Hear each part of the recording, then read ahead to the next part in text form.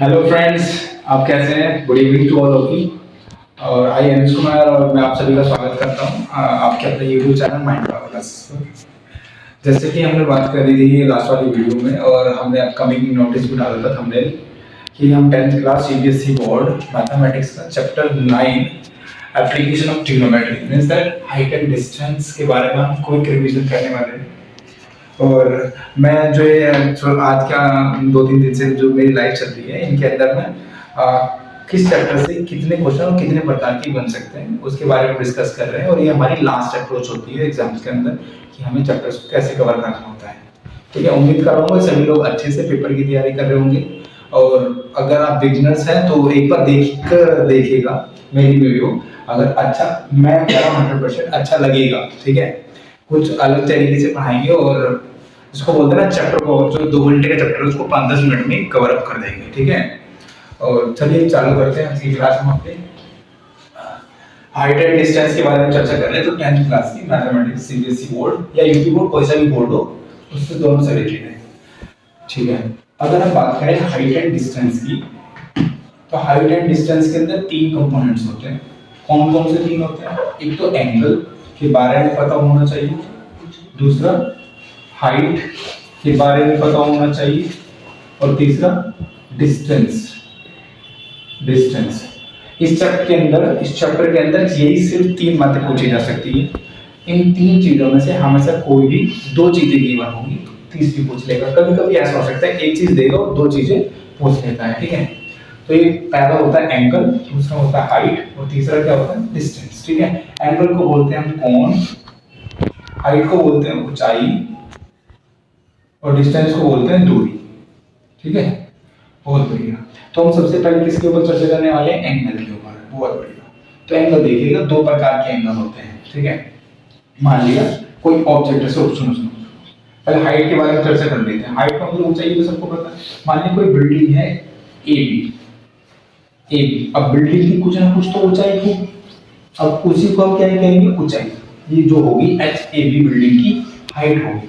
अब मेरी बात को समझिएगा, दूसरा एंगल क्या होता है? तो एंगल यहाँ पर 2 प्रकार के, एक तो होता है एंगल ऑफ एलिवेशन,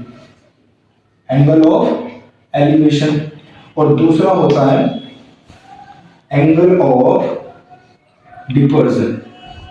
ये 2 एंगल पढ़ने हैं और ये चैप्टर क्या हो जाएगा? कंप्लीट। ठीक है, और इसके अंदर मैं 5 प्रकार के क्वेश्चंस बताऊंगा आपको। इस चैप्टर के अंदर से 5 से 6 प्रकार के सवाल बन सकते हैं, उससे आगे टाइप्स के सवाल नहीं बन सकते। अगर आप ये 5 से 6 ये मेरी वीडियो देख लेते हैं तो ये चैप्टर कंप्लीट हो जाएगा। पेपर में कैसे भी क्वेश्चन आएगा इन 5 से 6 के अंदर ही आएगा। अगर इससे बाहर आ जाए तो कमेंट करके आप बोल सकते हैं कि भैया सर जी इसमें इस जो आपने क्वेश्चन बताए थे उससे बाहर आ गया। बिल्कुल नहीं आएगा। चाहे कोई से भी ईयर का बोर्ड का एग्जाम उठा के देख लेना, जो टाइप 5 या 6 टाइप के क्वेश्चन बताऊंगा उसी के अंदर से है। ठीक है, तो एंगल ऑफ एलिवेशन की अगर हम बात करें तो इसको बोलते हैं उन्नयन कोण। कौन सा? उन्नयन कोण।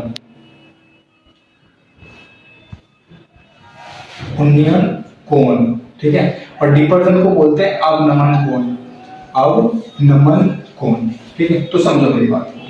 तो मैं एंगल के बारे में अगर मैं बताना चाहूं, मान लिया कोई ऑब्जेक्ट है जिसकी हाइट क्या है? h। ठीक है, जिसकी हाइट क्या है? h। अब इस ऑब्जेक्ट के टॉप को अगर मैं बॉटम पर किसी पॉइंट से देखूं, बॉटम के किसी पॉइंट से इस टॉप को देखूं, तो यहां पर जो लाइन बनी है और ये जो हॉरिजॉन्टल लाइन होती है, हॉरिजॉन्टल लाइन है ना, इन दोनों लाइन के बीच में जो एंगल बनता है थीटा, उसको बोलते हैं एंगल ऑफ एलिवेशन। कहने का मतलब जब नीचे से किसी ऊपर वाली चीज को देखेंगे तो बनेगा एंगल ऑफ एलिवेशन। उन्नयन कोण, उन्नयन मतलब ऊंचे नैन, ऊंचे नैन होने चाहिए। उन्नयन मतलब ऊंचे नैन होने चाहिए। तो ऊंचे नैन कैसे होंगे? जब ऊपर को देखेंगे, तो जब ऊपर को देखेंगे तो बनेगा एंगल ऑफ एलिवेशन। अब सेम उल्टी प्रोसेस क्या हो जाती है? मान लो कोई ऑब्जेक्ट है ए बी और इस बिल्डिंग के हम टॉप पर खड़े हैं और नीचे कोई व्यक्ति या कार है, कोई व्यक्ति या फिर कार है। तो ऊपर से जब हम नीचे देखेंगे, ऊपर से जब हम नीचे देखेंगे, यहाँ पर नीचे देख रहे हैं, यहाँ पर कहाँ देख रहे थे? ऊपर। तो समझना, तो ऊपर से नीचे देखेंगे तो बच्चे एंगल यहाँ बना देते हैं, यहाँ नहीं बनेगा। एंगल ऑफ जो डिपर्सन है वो हॉरिजॉन्टल लाइन के बीच में ही बनेगा, तो थीटा बनेगा यहाँ पर, ना कि यहाँ पर। यहाँ पर नहीं बनेगा थीटा, याद रखना। अब ये वाली लाइन और ये वाली लाइन दोनों के बीच में जो डिस्टेंस है ना वो परपेंडिकुलर है। परपेंडिकुलर का मतलब ये भी थीटा और ये भी थीटा, तो इसलिए इस वाले थीटा को यहाँ पर मान लेते हैं। तो मैंने सिर्फ दो बातें बताई। एंगल ऑफ जो एलिवेशन होता है, नीचे से ऊपर देखेंगे तो एंगल ऑफ एलिवेशन बनेगा, जब ऊपर से नीचे देखेंगे तो एंगल ऑफ डिपर्सन बनेगा। ठीक है, उम्मीद करता हूँ आपको समझ में आ गई होगी। इन तीन कंपोनेंट के ऊपर ही बात करेंगे, इसी के ऊपर चैप्टर बेस्ड है। ठीक है, आप स्क्रीनशॉट ले सकते हैं और नोट कर सकते हैं। ठीक है, उम्मीद करता हूँ स्क्रीनशॉट ले लिया होगा। चलते हैं हम आगे।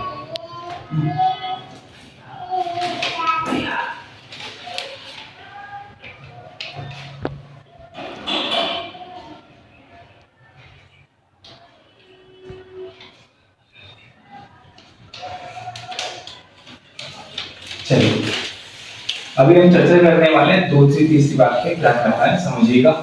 तो मैंने बोला angle of elevation, angle of depression और हाइट के बारे में डिस्कस किया और डिस्टेंस के बारे में। ठीक है, एक बात समझने की कोशिश कीजिएगा। क्या मान लो, ठीक है, इसके अंदर जो दूसरी बात आएगी वो क्या आएगी? पहले तो मैंने बोला एंगल, हाइट और डिस्टेंस के बारे में होगी सारी बातें। दूसरी बात क्या होगी, देखो समझो। दूसरी बात क्या होगी कि तीन चार फॉर्मूले बता रहा हूं, बस वही याद रखना है, इस चैप्टर के अंदर वही काम आएंगे। ठीक है, जैसे tan 30 की वैल्यू याद कर लेनी, कितनी होती है 1/√3। tan 60 की वैल्यू याद कर लेनी, कितनी होती है √3। tan 45 की वैल्यू याद कर लेनी, कितनी होती है 1। sin 30 की वैल्यू याद कर लेनी है 1/2। sin 60 की वैल्यू याद कर लेनी है √3/2। ऐसी cos 30 की जो वैल्यू होगी वो sin की 60 की वैल्यू होगी। सॉरी, जो sin 60 होता है वो cos 30 होता है √3/2। ऐसी cos 60 की वैल्यू जो होगी वो होगी 1/2। 1 2 3 4 5 6 7 तो ये याद कर लेंगे। मैं कह रहा हूं यही लगेंगे, चैप्टर से सवाल आएगा ना तो जो बोल दिया बस वही आएगा, उससे बाहर नहीं आएगा। ठीक है, बहुत बढ़िया।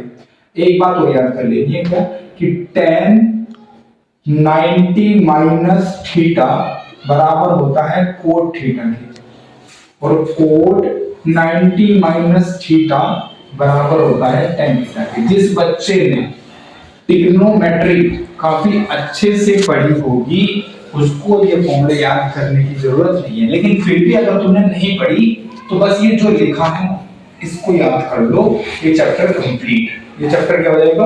कंप्लीट। ठीक है, फटाफट से नोट डाउन कर लो या फिर स्क्रीनशॉट ले।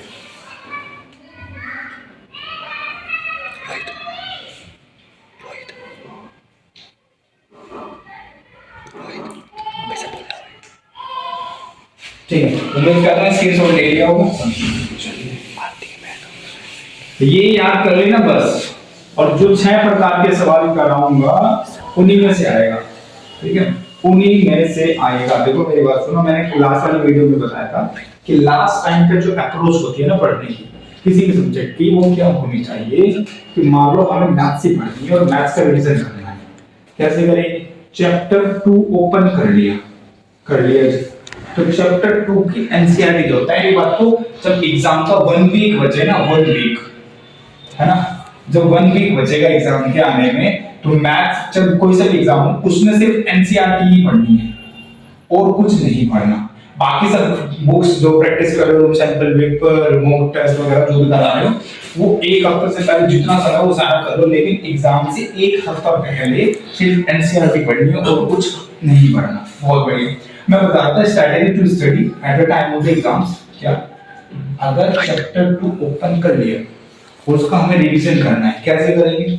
तो चैप्टर 2 के अंदर पहले देखो कंसेप्ट क्या क्या है, कौन से पॉइंट पे बात होती है चैप्टर 2 के अंदर, है ना। चैप्टर 2 में पॉलिनोमियल की बात होती है, उसके टाइप की बात होती है, उसके नेम की बात होती है, उसकी पावर की बात होती है, उसकी डिग्री की बात होती है ना, टाइप्स आ गए, ठीक है।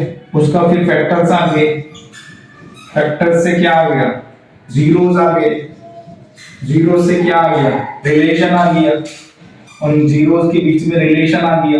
रिलेशन के बाद में कौन से क्वाड्रेटिक पढ़ लो, एक तो क्वाड्रेटिक पॉलिनोमियल के कैसे करते हैं, एक पढ़ लो क्यूबिक पॉलिनोमियल का कैसे करते हैं, समझ रहे हो।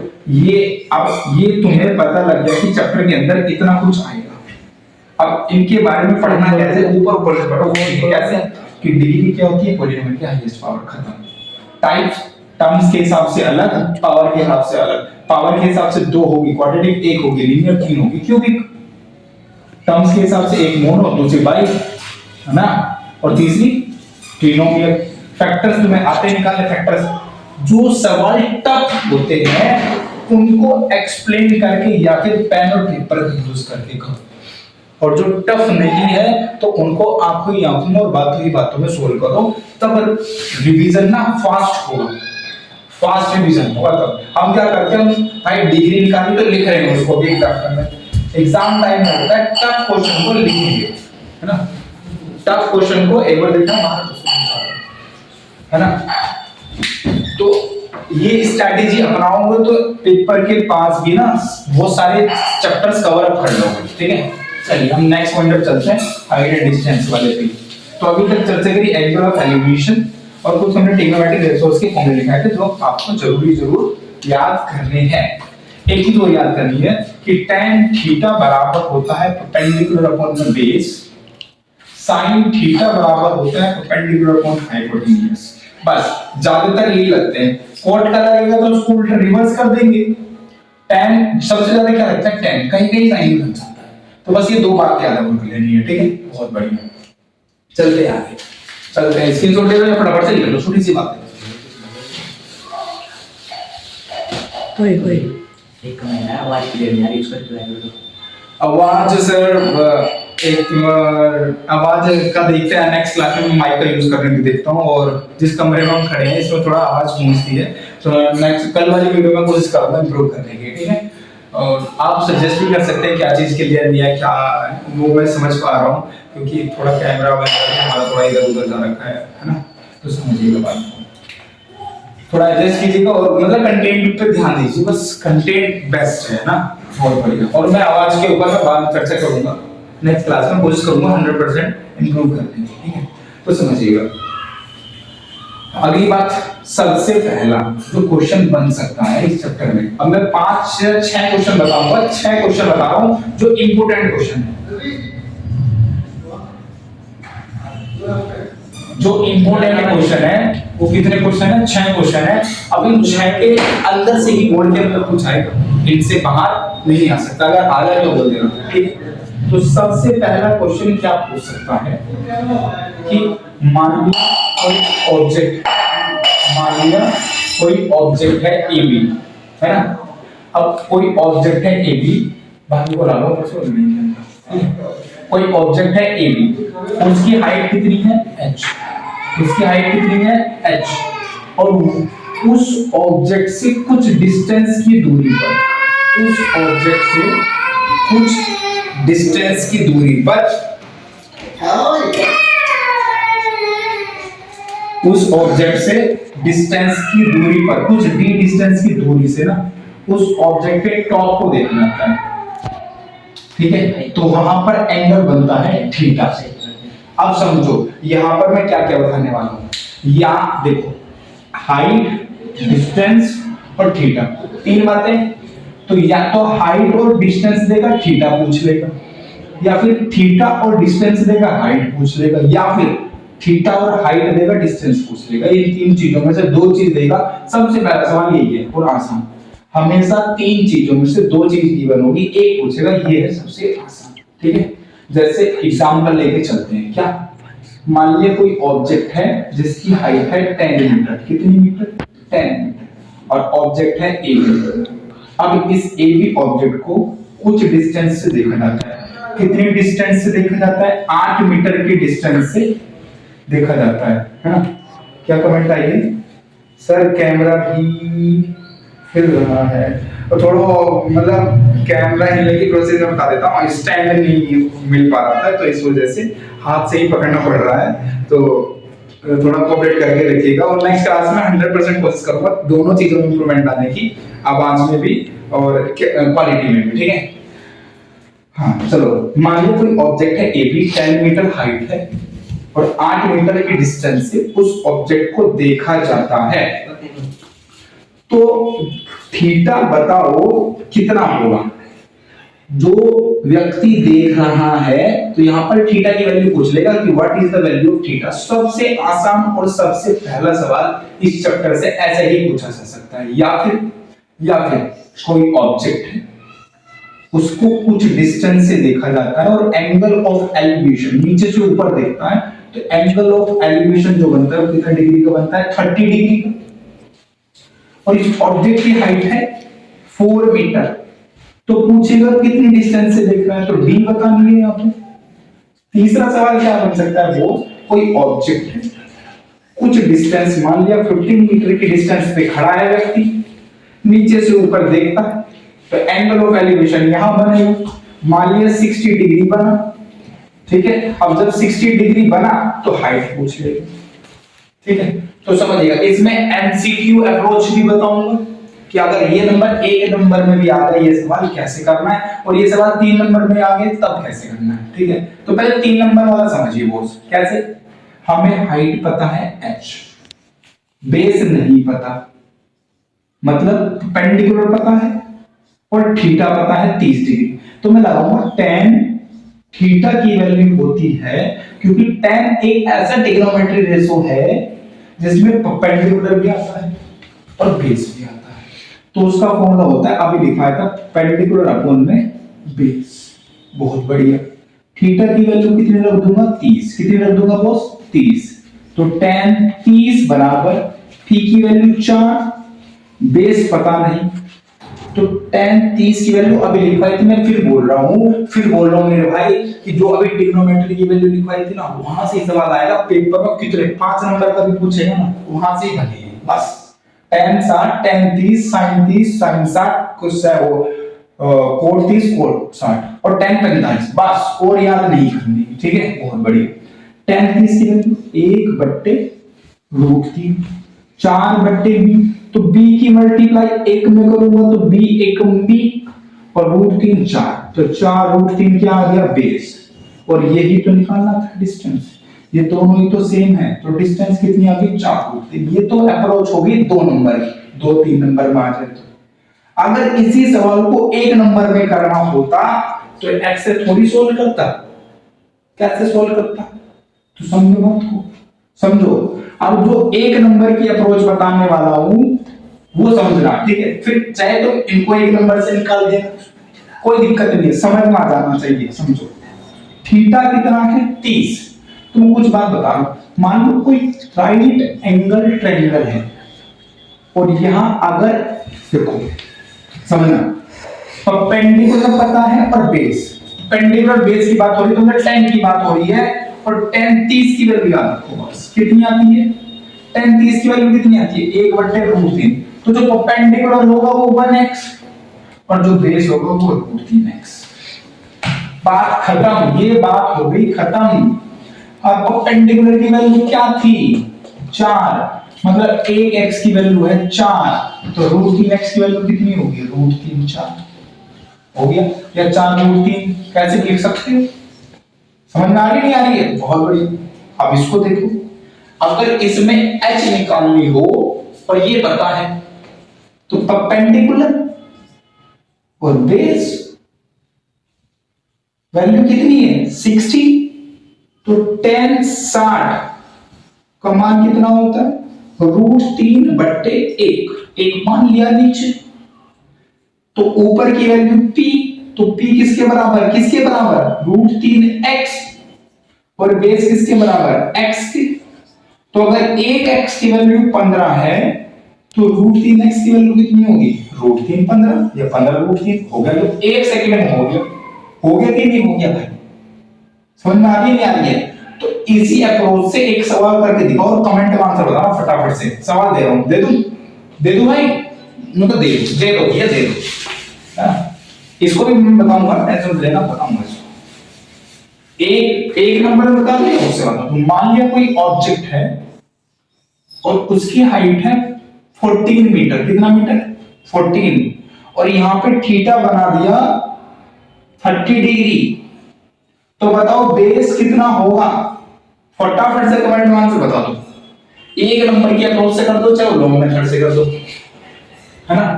फटाफट से कर दो।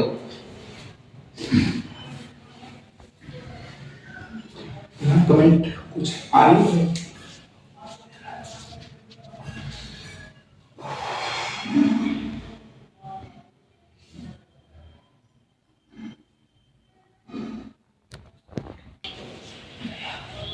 टेन 30 है तो 30 का तो बताया, जब भी एंगल 30 बनेगा तो P की वैल्यू 1x और बेस की वैल्यू √3x।